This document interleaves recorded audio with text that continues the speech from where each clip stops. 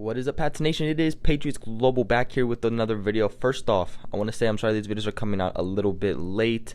Not exactly where I usually am, so Wi-Fi is a bit spotty. And second of all, again, with that being said, I'm not where I am, so sorry if you hear any background sounds. So with the 45th pick in the 2019 draft, this is the second round, by the way, the Patriots have decided to select cornerback Juwan Williams. And I already know a lot of people are not going to be super fans of this pick because it's a cornerback and the Patriots are already loaded. I mean, you have already guys like J.C. Jackson, Stephon Gilmore, Jason McCourty, Jonathan Jones, Duke Dawson, and then of course at safety you have guys like Obi Melifonwu, you have Daron Harmon, Devin McCourty, and Patrick Chung. But let me tell you, the Patriots have been very, very high on this guy. They actually saw him as a first-round talent, so it actually makes sense that the Patriots chose to move up in the draft to get this guy. With that being said, yes, the Patriots did move up in the draft in order to select this cornerback. They had given the Rams the 56th pick overall and the 101st pick overall in order to trade up. This guy definitely has the ability to be something really good in the NFL. I mean, he had a scholarship, multiple scholarship offers before he even started high school. And he also played for the same coach who worked with Richard Sherman at Stanford. What I like most about this guy is his height and his build. He is 6'4", 211 pounds with good arm length. So this is a guy that straight off the bat will be able to match up with tight ends, tall receivers, and even running backs out of the backfield. So really, he can line up anywhere. He's a very versatile guy. And I really think that's why Bill Belichick picked this guy up, because if you need more depth at cornerback for some ungodly reason, you have it. But I definitely just have this feeling that the Patriots are going to look to play this guy at safety.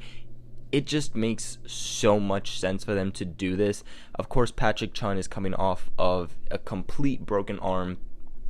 At his age, I don't know how you totally come back from something like that. And with him getting older, there's only a certain amount of time before he leaves, before Devin McCourty leaves. So the Patriots need some help at safety, and they're getting a big guy who can do a lot of different things. And Patrick Chung really is that guy who a lot of the times does match up against tight ends. Now, of course, so does Devin McCourty, but a lot of times you see Patrick Chung doing it. So when he does leave, the Patriots are going to need a guy to come in and fill that void, and I really think that it could be Williams. Now, he isn't going to really impress you with his speed. Now, he isn't slow, but he doesn't have that speed like a Jonathan Jones. So for his 40-yard dash, he ran a 4.64. Williams went to Vanderbilt, and he was graded as a draft prospect that has the ability to become an NFL starter. He was a guy that was projected to go in the third round. Obviously, the Patriots picked him in the second, and they traded up to get him. Obviously, they did not want this guy to slip through the cracks, and I definitely don't think that he would have made it to the third round, and if they did, the Patriots would have had to trade up like right away into the third round. But that's a very big push. And like I said, the Patriots had him graded as a first-round talent. And then his NFL comparison is Tremaine Johnson.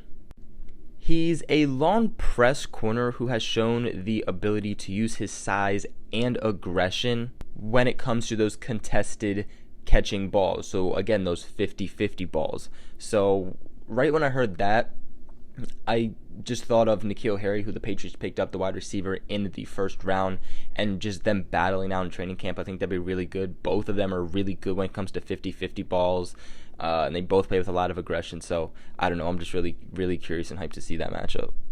He's a cornerback that really shines in press, playing press straight off the line of scrimmage, and he does it very efficiently.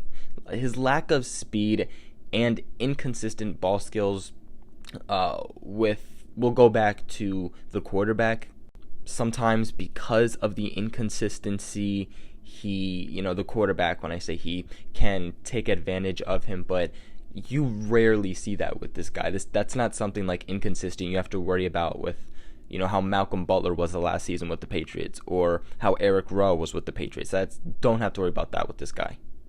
Also, when reading into this guy, I found out that he can play both man and zone. So he's not a guy that's just limited to one, but he really excels in man coverage. And that's, again, perfect for this Bill Belichick defense, because that is what the Patriots run like 80 to 90% of the time.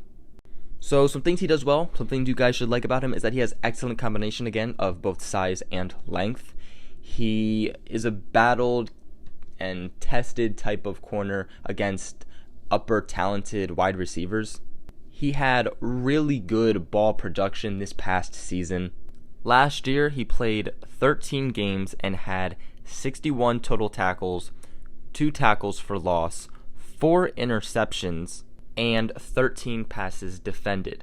He absolutely smothers whatever he's cornering. So if he's covering a wide receiver, covering a running back, covering a tight end, he will absolutely smother them once he ensures his release. His outside release gets smashed against the boundary. He plays with good ability and agility for his size. What I really like about him is that he is a functional self-fixer after an early miss-up in coverage. So if he messes up in coverage at all, he's a guy that can really evaluate what he did, and he can fix it himself rather than having to go to the coaches and be like, what just happened? Because of his size, because of how big and long he is, he has that ability to match up pretty much against any big and physical NFL target. Because of his quick hands and long hands, he is really able to strike into that passing lane. So he's a guy that, if he doesn't get the interception, could definitely get these passes defended. Also, by watching his tape, watching his film, something I realized with him is that when the quarterback makes a mistake, say the ball gets tipped, this is a guy who a lot of the time will come down with tipped balls. A bad play doesn't seem to wreck his confidence, so if he messes up, it's not something that is going to affect him the whole game, because, guys, confidence is insanely important in the NFL. We've seen it with so many players. We've seen it with so many players on the Patriots. A big one was Malcolm Butler. Malcolm Butler was killing it. Then so many of us Pats fans were getting on him. We're commenting a bunch of crap about him, calling him trash. We were lowering his confidence. He had no confidence. He was overthinking, and you can't play good football like that. So that's good that, when this guy has a little mistake, or in general just a bad play, it doesn't get to him. And he is an aggressive and reliable tackle finisher in space. Now, some things to watch, some things that he needs to fix, is that he makes splashy plays and gives them up. He's impatient from press, is a concern to NFL evaluators. He gets displaced out of position by outside release fakes.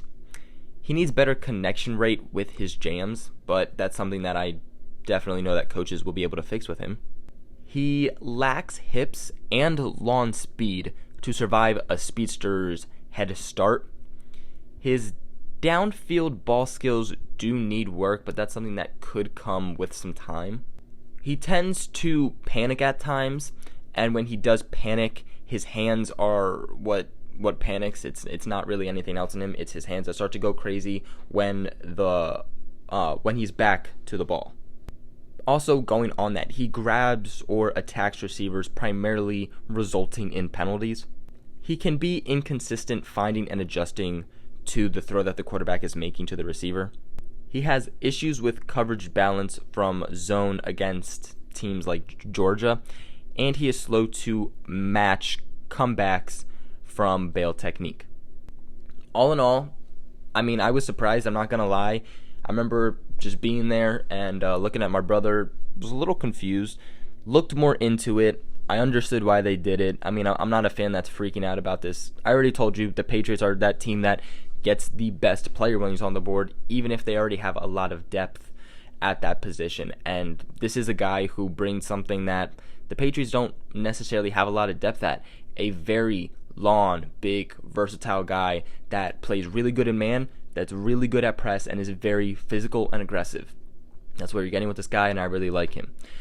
What are your guys' thoughts on him? Let me know in the comments below. Also, make sure you guys like and subscribe, as helps me the channel and even you guys out very much. Make sure you guys share this video with everybody who knows I'm good at the Patriots Global family. Other than that, I will catch you guys in another video. In